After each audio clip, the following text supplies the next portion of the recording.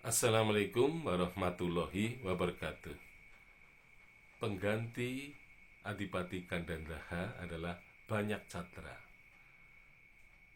Banyak Catra adalah nama yang rupanya sudah sangat dikenal pada masyarakat Sunda karena nama ini dipakai sebagai salah satu judul, ya, semacam kitab atau tradisi lisan yang berisi pantun, atau katakanlah sudah menjadi pantun yang baku di dalam masyarakat Sunda.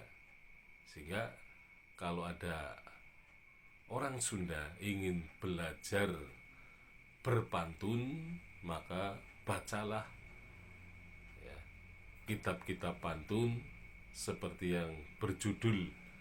Jadi ada 4 judul yang disebut, yaitu Langgalarang, Pantun Banyak Catra, Pantun Siliwangi, dan Pantun Haturwangi.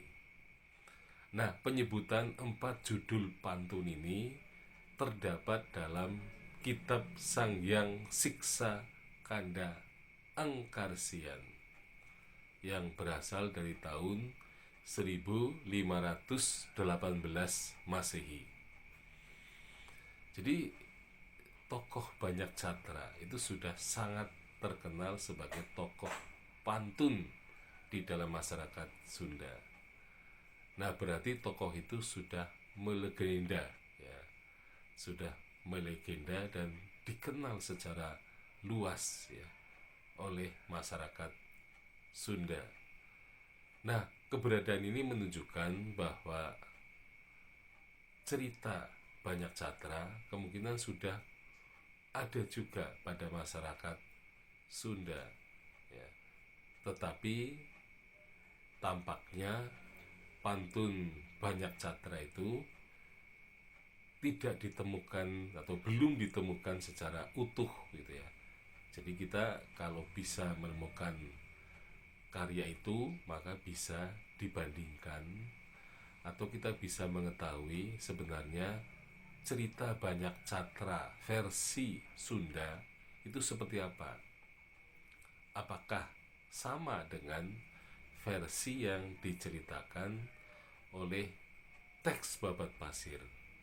Seandainya, ya, atau andai kata penulis Babat Pasir pernah membaca pantun Banyak Catra, maka kemungkinan besar bahwa cerita Banyak Catra, atau kalau di Banyumas disebut cerita Raden Kamandaka, itu dianggap sebagai nama putra, ya, Prabu Siliwangi di dalam Babat Pasir.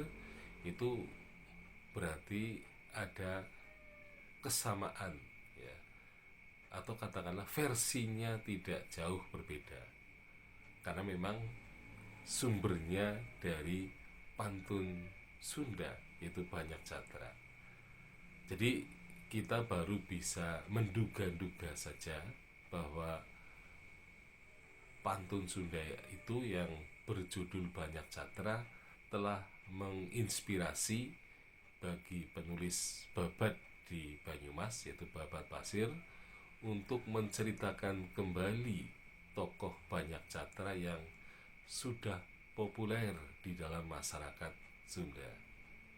Nah, hal ini sebenarnya satu hal yang sangat menarik kalau kitab pantun itu memang masih eksis di dalam masyarakat Sunda, atau paling tidak masih dihafal, ya. Jadi ada tradisi lisannya.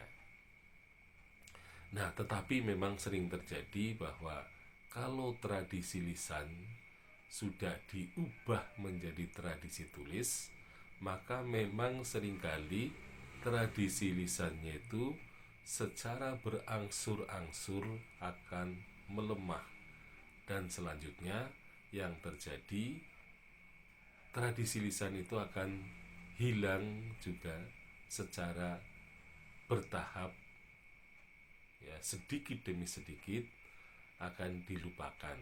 Karena ketika suatu tradisi lisan ditulis, ya, maka itu menjadi semacam kisah yang baku, sesuatu yang sudah jelas, ya, seperti apa bentuknya. Nah, sehingga orang kemudian tidak perlu lagi mengingat-ingat atau memasukkan pantun-pantun itu di dalam memorinya. Jadi justru ketika memori kolektif sudah ditulis, maka yang terjadi, memori itu menjadi seperti tidak diperlukan lagi, ya, karena yang penting sudah ada tulisan yang bersifat baku, ya. Sekian, assalamualaikum warahmatullahi wabarakatuh.